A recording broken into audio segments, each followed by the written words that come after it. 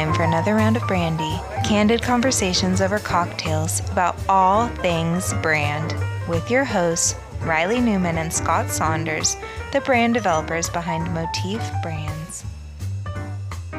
Welcome back to another round of Brandy. On today's episode, we're talking about a slight misstep by one of our favorite brands, and one of the largest companies in the world, actually, Apple. So they've rolled, with the new phones and they're rolling out with their Apple Intelligence, their AI that's kind of built into the iPhone 16 and the operating features and things like that. And I'm really struggling. And I brought up this topic because I came in the office this morning and I'm like, you know what?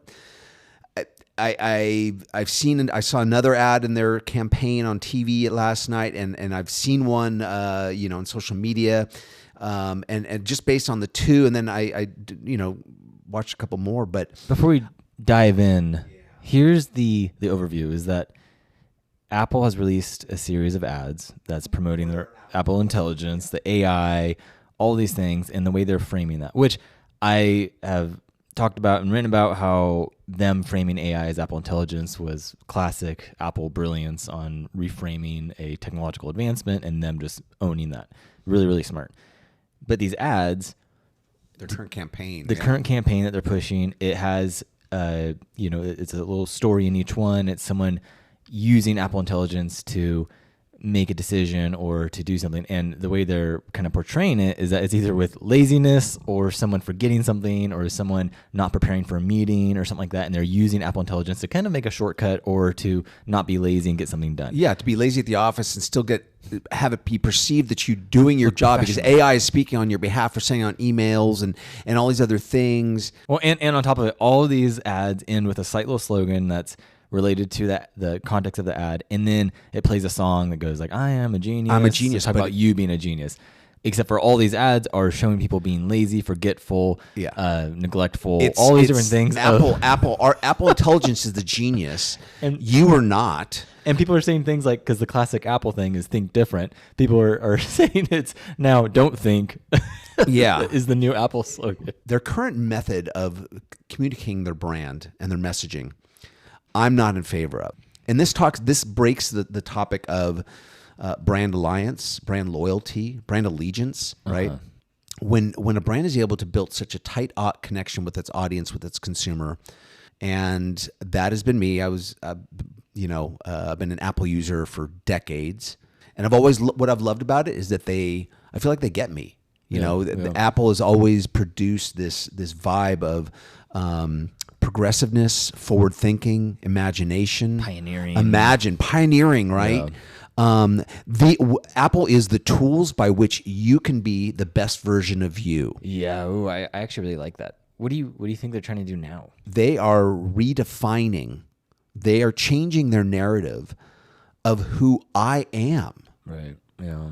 So now when I identify as an Apple user, an Apple consumer, a diehard Apple, I'm left with the confusion of I'm stupid, I'm lazy, I'm not professional, I don't know how to write a complete sentence, I am illiterate, and that is not the identity I want.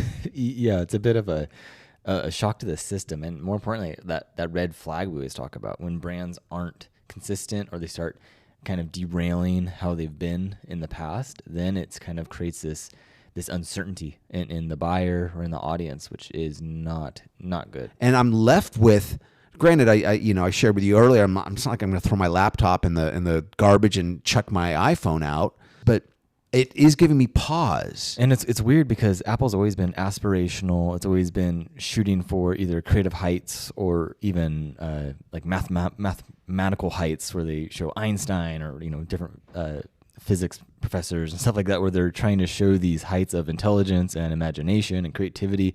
And then this is like the polar opposite of that, where you have people who are more or less idiots forgetting things, or a guy's being lazy at work and he's letting Apple write the emails and sound professional. And so it's like, that's not how you depict the users who've been so faithful, and that's been the whole driving force behind the brand. That's what the brand stands for, is that even when they design the products, when they design the iPhone, it was always Steve Jobs pushing the envelope of what even the creators at the time, the fabricators thought was possible. He kept pushing it and pushing it. And that was like that aspirational kind of story behind it. And so even now it's like, you've thrown that out the window completely. You've thrown out the creativity, which is the whole core of Apple's brand. And then now you're depicting your users, like Scott said, is like now you're painting a picture of them where they look like fools.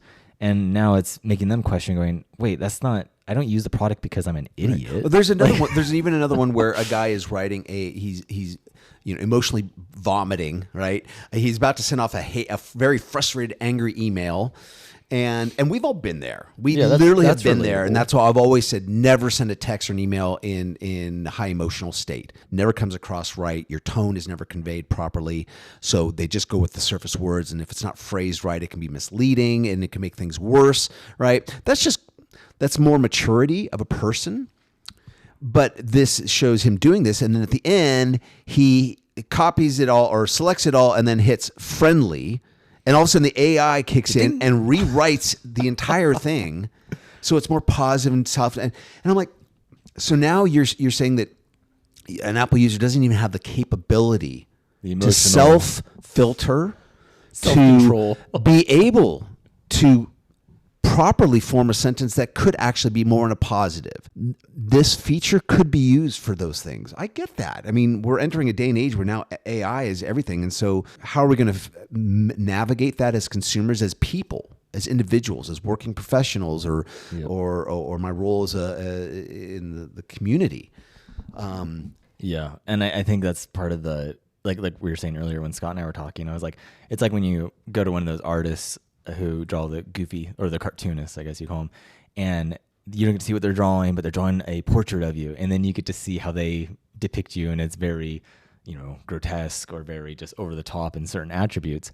And that's what's kind of here, is that like Apple has almost painted a picture of users and then going like, wait a second, I don't look like that. That's not me. That's not who I'm declaring when I use the products or when I've spent thousands upon thousands of dollars on Apple products. That's not who I am. That's not what it's supposed to be. And that's just kind of like it's a sad way for a brand to communicate and try to relate.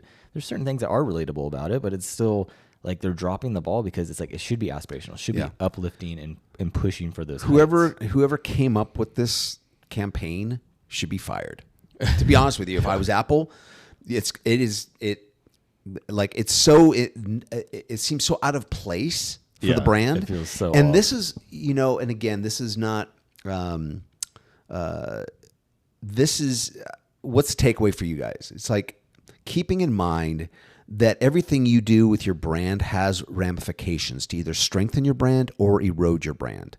And, in the past, we've always talked more positively about how you can advance your brand and all these things you can do.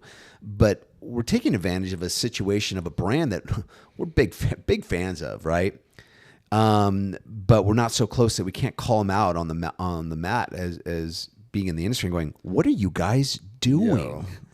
This is stupid. Rotten apples can ruin the whole bunch. And so if it keeps on this trajectory, then it's like, okay, people will start reconsidering. And as small businesses, this is a great example for you to see being consistent in the narrative, being consistent of how you're portraying your customers, how you're relating to them, and having that reinforcing how they want to be viewed, what they're trying to, like we've talked about before, is that internal narrative, how they see themselves. Your brand is supposed to help them along in that kind of that brand story, or that personal life story of them accomplishing that identity, of them aspiring to that identity, and not making them look like neglectful idiots who can't remember their spouse's birthday. Or think that somehow handing me your phone and say, here, look at the slideshow. That's the gift. Thanks, honey. And walk away like she's like all smug, like, I just kicked ass. And you're like going, what? All the while that song is I'm a Genius. And it's like, no, really, it's Apple's AI that's saying I'm the genius. I'm smarter than you. Well, and this really is like, you look at what AI is. AI is the aggregate of the average. That's why it's predictable. That's why it's able to do these incredible things, is that it's averaging out what that end outcome could be mathematically. And so now that these users, as Apple's showing, are subjecting themselves to becoming that average by letting it rewrite their emails, rewrite how they phrase things or their tone or what they do for, gifts, they're now acting like the average or below.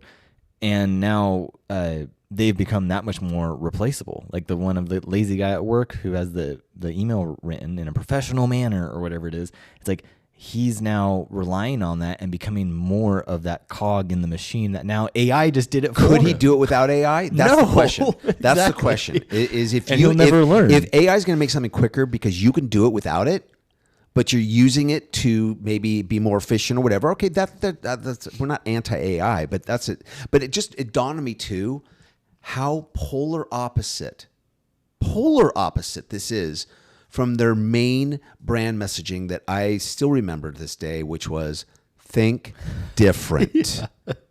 Think different. Now it is think average. Yeah. Don't Think average. Let Apple think average for you. Don't think differently.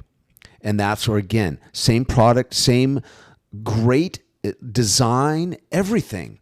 But it's positioning the brand, one, going, hey, use our brand, incorporate our brand into your life to think different, to imagine, to be creative, to be productive, to think outside the box, because we do. That's what Apple's always represented.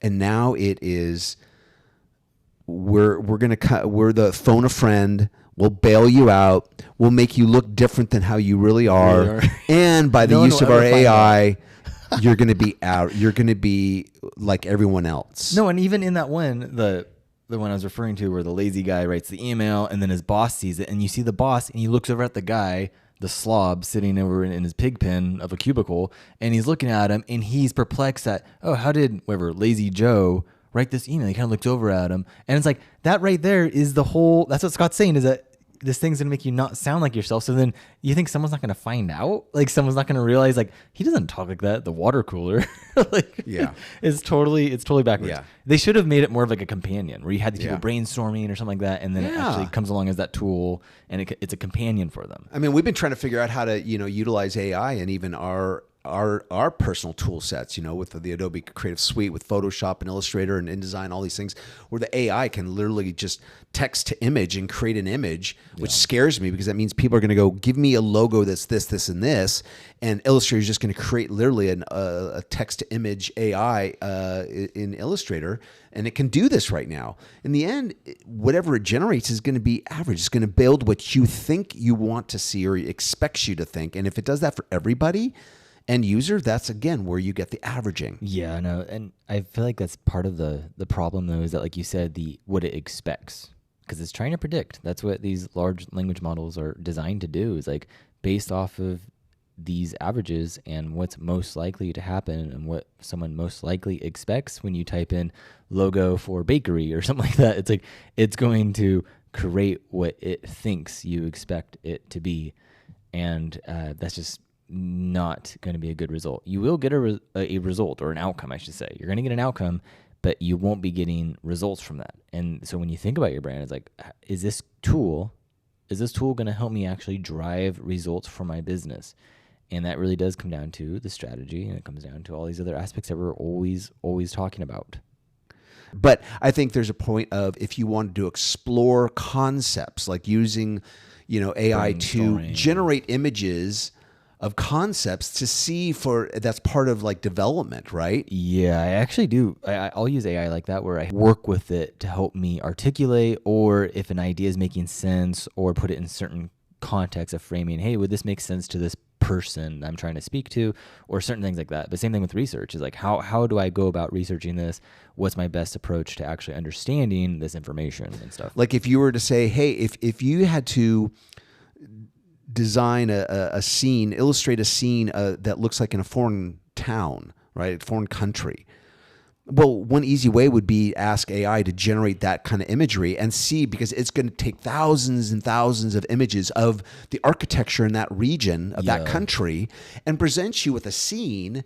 So okay, I see the roof lines, how they're, so now when you are then tasked with doing it, it's a good resource, right? It's like, again, having kind of like the internet was having the encyclopedia at your hands, right? AI can do that and be used for that in a very productive way that isn't just copying and imitating, but you can use it for research purposes. There's definitely a place for that. I feel like Scott hit the nail on the head by his response to, okay, you identify this thing, it's become almost a mirror to you as that personal identity, your narrative of what the brand represents, and you resonating with that, and it's become that mirror.